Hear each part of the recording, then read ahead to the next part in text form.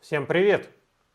На прошлой неделе Canon представила новую беззеркальную камеру формата APS-C Canon EOS R50. И сразу же возникает вопрос, а что сейчас брать? Ждать новую камеру R50 или взять R10? Конечно, R10 уже продается, она есть в наличии, но R50 дешевле. И, естественно, у всех возникает вопрос, а стоит ли переплачивать? Давайте попробуем разобраться. R50 маленькая, легкая беззеркалка, на мой взгляд, ориентированная прежде всего на любительский сегмент. В то время как R50 в целом тоже любительская камера, но рассчитанная на более продвинутого пользователя и стоит классом выше. Давайте посмотрим, чем эти камеры похожи и чем они отличаются. Ну, прежде всего, сразу же видно, что они отличаются корпусом. Конструктив R50 – это маленькая, легкая камера с каким-то символическим намеком на хват. В то время как R10 уже имеет чуть более крупный корпус, чуть тяжелее и имеет довольно-таки неплохой хват. R50 в данном случае легче на 50 граммов. И вы можете посмотреть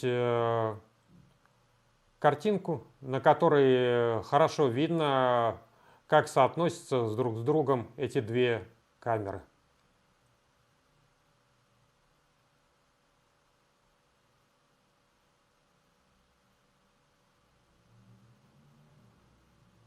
Если говорить об одноклассниках R50, то это такие камеры, как Fujifilm серии X, это Olympus Pen серии и OMD10.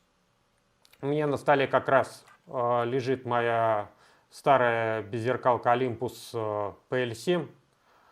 Вот это как раз яркий представитель такого класса. То есть начальная беззеркалка. Соответственно, R10 это более крупная и более продвинутая беззеркальная камера. И, на мой взгляд, ближайший ее одноклассник это Fujifilm XS10. Они очень похожи как по корпусу, по управлению, по хвату и даже в целом по своим возможностям. На мой взгляд, рассматривать эти камеры как конкуренты не совсем корректно. Они имеют разные целевые аудитории. Но вполне естественно, что люди, рассматривающие к покупке и ту, и другую камеру, задаются вопросом, а не добавить ли мне побольше денег и не купить сразу более продвинутую камеру. Однако, если вы берете R50 только в целях экономии, то, на мой взгляд, лучше брать R10. Тогда вы не будете жалеть о том, что впоследствии R50 будет вас как-то ограничивать, и вы будете жалеть о том, что не взяли более продвинутую камеру. Так что же может дать одна и другая камера? Начнем с R50. R50 прежде всего, как я уже говорил, это маленькая и легкая камера. Во-вторых, она дешевле, чем R10. Можно, конечно, сказать, что дешевизна здесь не очень большая, Да, на американском рынке эта разница составляет $200, на европейском 250 евро. Но, на мой взгляд, более легкую и компактную камеру можно использовать, например, для съемки влогов, когда вам более легкая камеру достаточно проще держать на вытянутой руке, нежели чем более громоздкую и тяжелую камеру. И хочется сказать компании Canon, мы ждем маленькие легкие объективы. С выходом такой камеры, как R50, это становится реально актуальным. Потому что в настоящий момент мы имеем всего два RFS объектива, и они никак не закрывают большинство задач, которые сейчас решаются. Например, съемка тех же влогов требует более широкого угла объектива, а таких объективов на данный момент нет. Один из известных блогеров, например, предложил: да ничего страшного, давайте поставим переходник EF-RF и поставим объектив, например, 10-18 STM. Но дело в том, что такая сборка в длину занимает почти 10 сантиметров. Я собрал похожий по длине сетап на своем R10. Посмотрите, вот такой достаточно монструозный вариант. Как вы считаете, будет ли удобно снимать, к примеру, влоги вот таким вот длинным и, в общем-то, достаточно тяжелым объективом? Я думаю, что нет. В свое время на системе EOS M, которую, в принципе, призвана заменить R50, был объектив 10-22 ES-STM. И вот если бы Canon хотя бы переделал бы этот объектив под новый RFS Mount, то, возможно, он бы закрыл бы большую часть вопросов. Canon, мы ждем новых объективов. Также нельзя не упомянуть о том, что R50 вышла в двух версиях: в черном и в белом цвете. Наверное, камера белого цвета больше приглянется, например, девушкам. Конечно, белый цвет корпуса никак не влияет ни на какие-то характеристики, ни на удобство съемки. Но очень хорошо, когда у нас есть какой-то выбор. В плане управления Canon EOS R50 имеет меньше кнопок и дисков. Например, диск управления там всего один. То есть, чтобы переключать выдержку или диафрагму, вам предстоит менять назначение этого диска. В то время как на R10 у нас полностью логичное управление с двумя дисками, и есть даже джойстик, которого, кстати, нет ни на EOS R, ни на выпущенный вместе с R50 полнокадровый EOS R8. А вот интересный момент. Разрешение LCD дисплея у R50 выше, чем у R10. У R50 оно составляет 1,62 миллиона точек, а у R10 всего 1,04. Это забавный момент, но тем не менее почему-то в R50 завезли большее разрешение. У обеих камер одинаковые встроенные вспышки. Но вот если вы хотите подключить внешнюю вспышку, то начинаются нюансы. В R10 нет никаких проблем. Несмотря на то, что здесь появился уже новый горячий башмак. Впрочем, он позволяет подключать как новые вспышки, так и старые.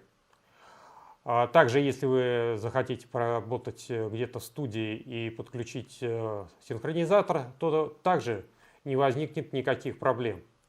В то время как у R50 проблемы будут. Подключить вы можете только одну вспышку и один трансмиттер. Просто-напросто в горячем башмаке R50 отсутствуют некоторые контакты, в том числе центральный. И если вы уже захотите то же самое проделать и поработать, например, в студии или подключить какую-то старую вспышку, то у вас это не получится. Единственным решением на данный момент является покупка переходника. У Canon есть фирменный переходник с нового башмака на старый. Но есть небольшая проблема. Сейчас этих переходников, насколько я понимаю, нигде нет. И купить его пока невозможно. Ну, будем надеяться, что они появятся. И в данном случае это такое вот решение со вспышками для данной камеры. Надо сказать, что Canon не первый раз проделывает такой трюк. Подобная же ситуация с башмаком была, например, у Canon 250D. У Canon EOS R50 для фотосъемки имеется только электронный затвор, который может работать либо по первой шторке, либо как полностью электронный. В то время как у EOS R10 имеется как полноценный механический затвор, так и оба режима электронного. По скорости серийной съемки у EOS R50 12 кадров в секунду на электронном затворе по первой шторке и 15 кадров на полностью электронном затворе. У EOS R10 мы имеем 15 кадров в секунду на механическом затворе и электронном по первой шторке и 23 кадра в секунду на полностью электронном затворе. Все это, в принципе, дает довольно-таки неплохие возможности для R50. Хотя, я думаю, вряд ли кто-то его будет брать для серьезной репортажной съемки. Но, тем не менее, не могу не упомянуть тот факт, что у полнокадрового R8, который вышел вместе с R50, на электронном затворе по первой шторке, а у R8 такой же затвор, как и на R50, без механического затвора, только электронный, всего 6 кадров в секунду. И это очень немного. А у R50, как я уже сказал, 12 кадров. Возможности видеосъемки. У R50 4К мы можем снимать 30 кадров в секунду и Full HD 60 кадров в секунду. R10 дает большие возможности. 4К 30 кадров в секунду с полного сенсора и 60 кадров в секунду в режиме кропа 1.56. И Full HD R10 снимает до 120 кадров в секунду. Надо упомянуть еще такой момент, что R50 умеет снимать вертикальное видео. Что, кстати, я думаю, будет очень востребовано для различного вида блогеров и всех тех, кто снимает контент для социальных сетей. У обеих камер практически одинаковый автофокус. Это Dual Pixel второй версии. Одинаковая же у них и матрица 24 мегапикселя. И также одинаковый процессор Digic 10. Помимо всего этого, R50 имеет такие режимы, как режим демонстрации предметов видео.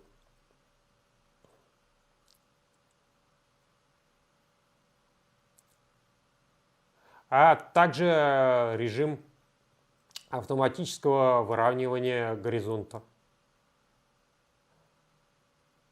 Плюс к этому есть различные автоматические и полуавтоматические режимы, которые могут очень сильно помочь неподготовленному пользователю.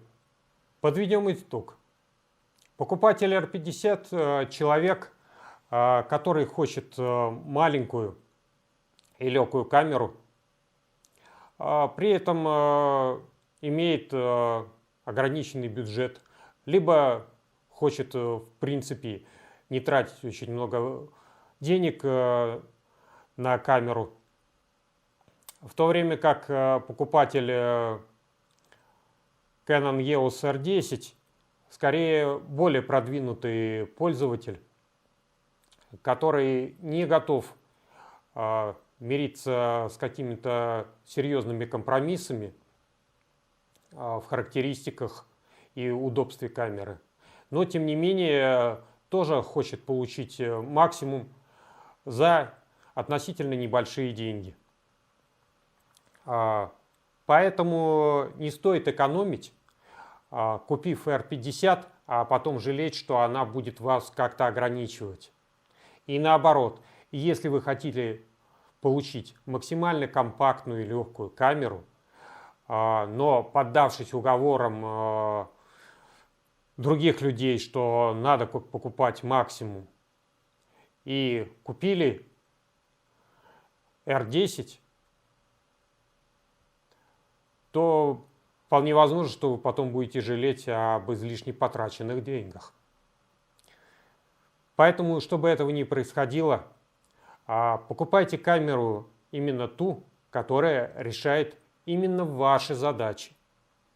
И тогда вы не будете мучиться и жалеть о переплате или наоборот то, что вы зря сэкономили. На этом у меня все. Благодарю всех, кто досмотрел до конца. Надеюсь, это видео поможет сделать вам правильный выбор. Всем пока!